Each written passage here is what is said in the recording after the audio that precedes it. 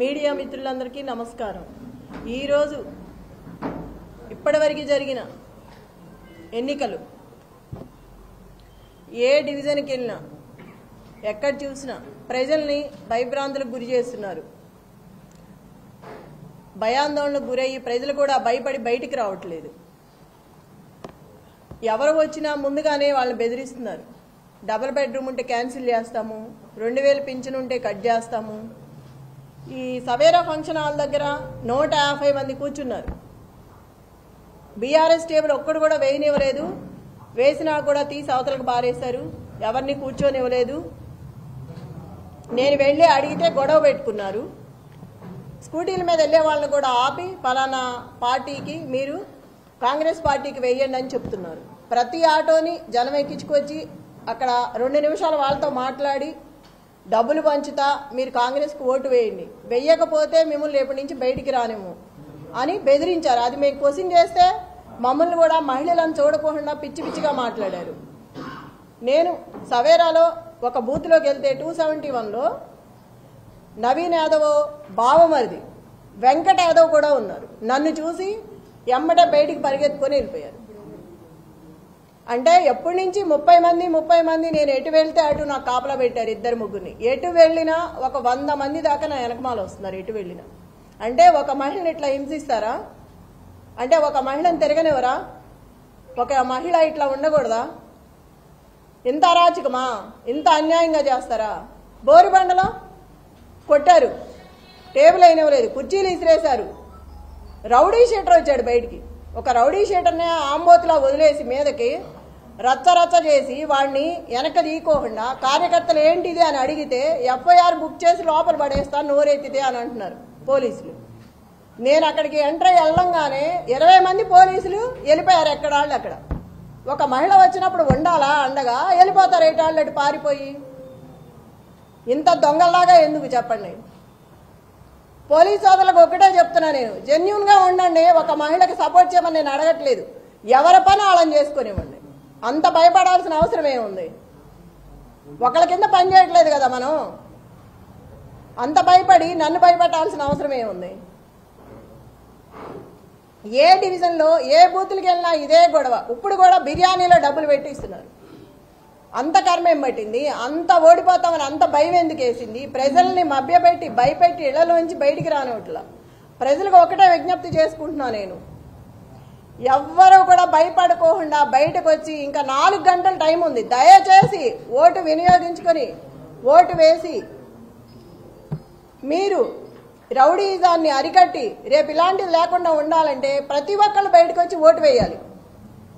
ఇంతకుముందు అధికారంలో ఉన్న బీఆర్ఎస్ పార్టీ ఇలాంటి ఎలక్షన్స్ చాలా చేసింది, కానీ ఎప్పుడు చేయలేదు। నేను చూసినంతలో ఎప్పుడూ జరగలేదు, ఫస్ట్ టైం నేను చూడటం।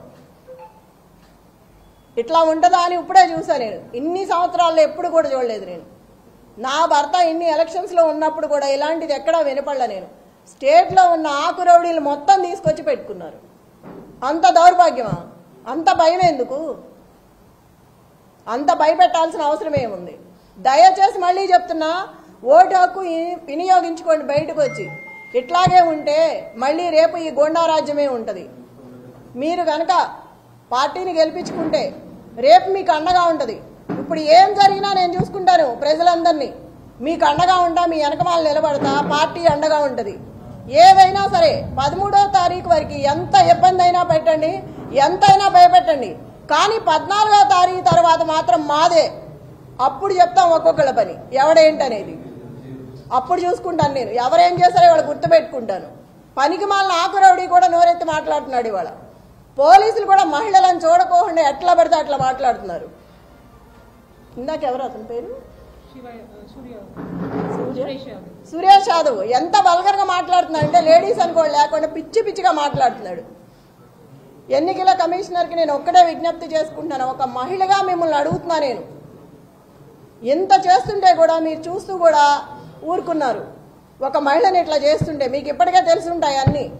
నేను దయచేసి మిమ్మల్ని అడుగుతున్నాను, ఒక కోరుతున్నాను, మీరు బయటకు వచ్చి జరిగేదేదో చూసి ఏది కరెక్ట్గా ఉందో వాళ్ళకి చెప్పి అట్లా చేయించండి।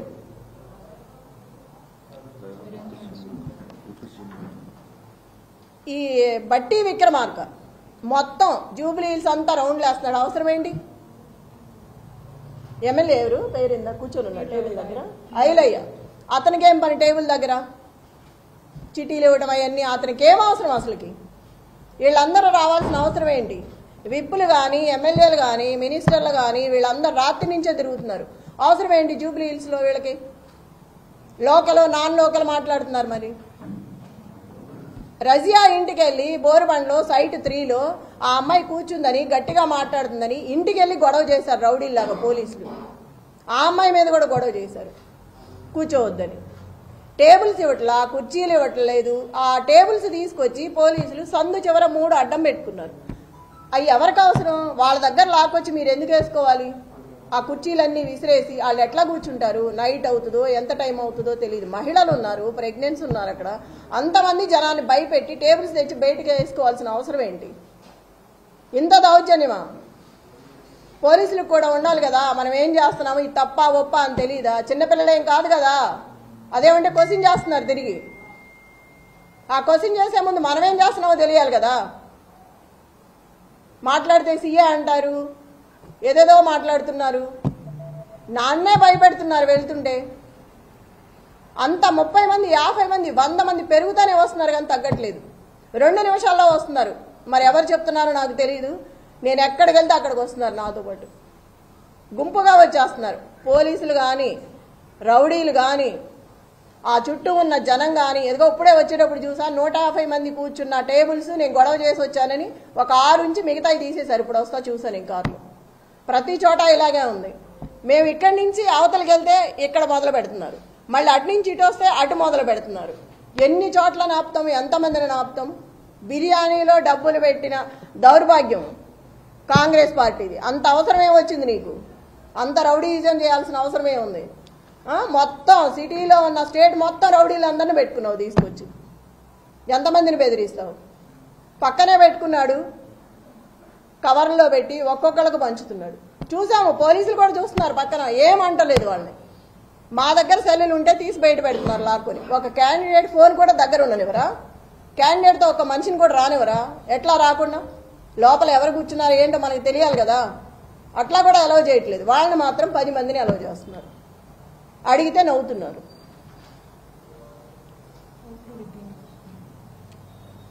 రిగ్గింగ్ చేస్తున్నారు. ఇప్పుడు వచ్చే ఆ మహిళను కూడా కరెంటు బిల్లు తీసుకురమ్మని వెనక్కి పంపించారు. ఎంత అన్యాయం! భయపెట్టి కరెంటు బిల్లు అవసరమా మనకు ఓటేయడానికి? మా అమ్మాయికి తెలియదు, అమాయకురాలు నిజమే అనుకుని వెళ్తుంది కరెంటు బిల్లు తేవటానికి. ఎంత అన్యాయం కదా. ముసలి వాళ్ళని వీళ్ళందరినీ ఇబ్బంది పెట్టి 19,000 ఓట్లు ఉన్నాయి యూసఫ్గూడలో సవేరా ఫంక్షన్లో.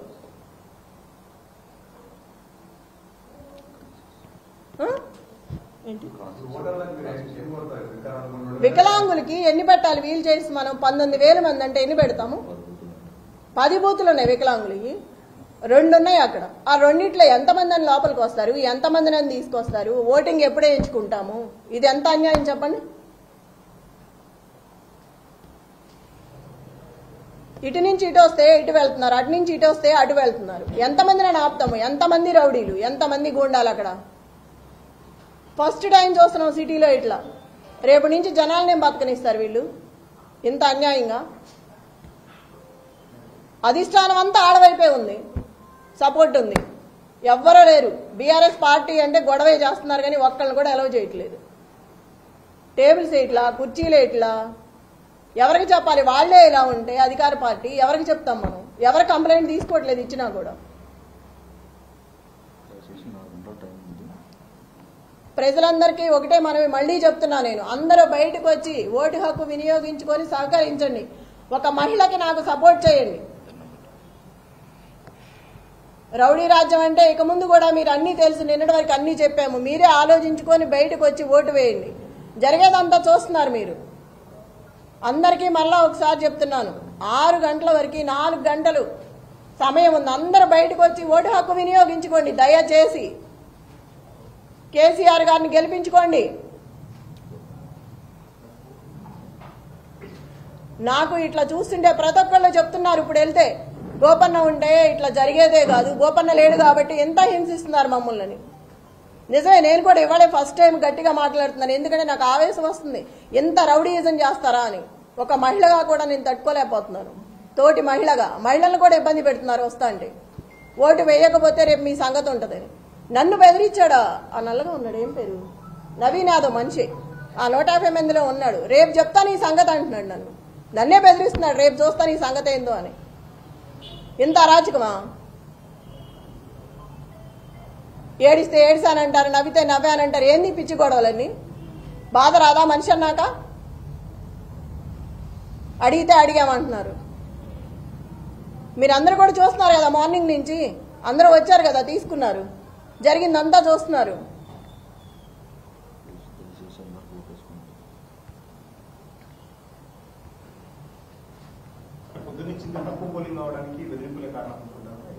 తప్పకుండా ఈ బెదిరింపుల వల్లే జనాలు బయటికి రావట్లేదు. రేపు ఇంటికి వచ్చి ఏం గొడవ చేస్తాడో, మమ్మల్ని బెదిరించి వెళ్ళాడు, ఇప్పుడే రావాలంటే భయంగా ఉంది బయటకు అని చెప్తున్నారు ఒక్కొక్కళ్ళు.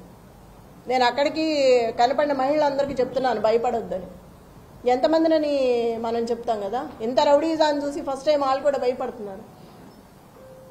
పిల్లలు ఉంటారు ఇళ్లలో, రేపు మేము ఇట్లా వచ్చామనుకో వాడు మమ్మల్ని ఏం చేస్తాడో, బయటకు వచ్చి మేము ఓటు కోసం వచ్చినా వద్దన్నా కూడా డబ్బులు పెట్టి వెళ్తున్నాడు ఇంట్లో.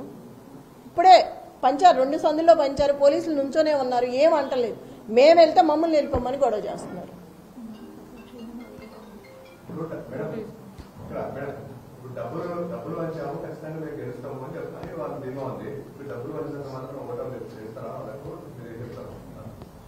ఓటర్లు చాలా తెలివైన వాళ్ళు ఎటు వేయాలో వాళ్ళకి తెలుసు. కానీ భయపెట్టి బెదిరిస్తున్నారు కాబట్టి వాళ్ళు భయంతో బయటికి రావట్లేదు. ఇక డబ్బుల సమస్య కాదు, బెదిరింపు, గోండాయిజం, రౌడీ రాజ్యం, ఇది దానికి భయపడుతున్నారు జనాలు. ఒక మహిళగా నన్ను బెదిరిస్తున్నారు. ప్రతి ఓటరు దయచేసి బయటకు వచ్చి ఓటు హక్కు వినియోగించుకోండి. ఎవరికి భయపడాల్సిన అవసరం లేదు. మీకు అండగా నేను ఉంటాను. ఏ ఆపద వచ్చినా నాకు ఫోన్ చేయండి, మీ దగ్గరకు వచ్చి నేను నిలబడతాను. నేను మీకు అండగా ఉంటాను, పార్టీ అండగా ఉంటుంది. ఎవ్వరు భయపడద్దు.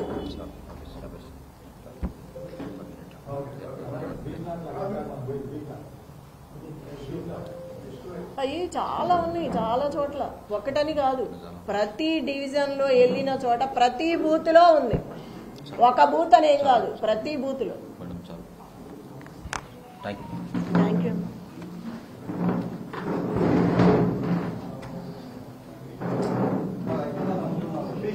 అంటే ఒక మహిళగా భయపడుతున్నారు నాకు. అంటే ఈ మహిళ గెలుస్తుందని తెలిసిందేమో నన్ను బెదిరిస్తున్నారు.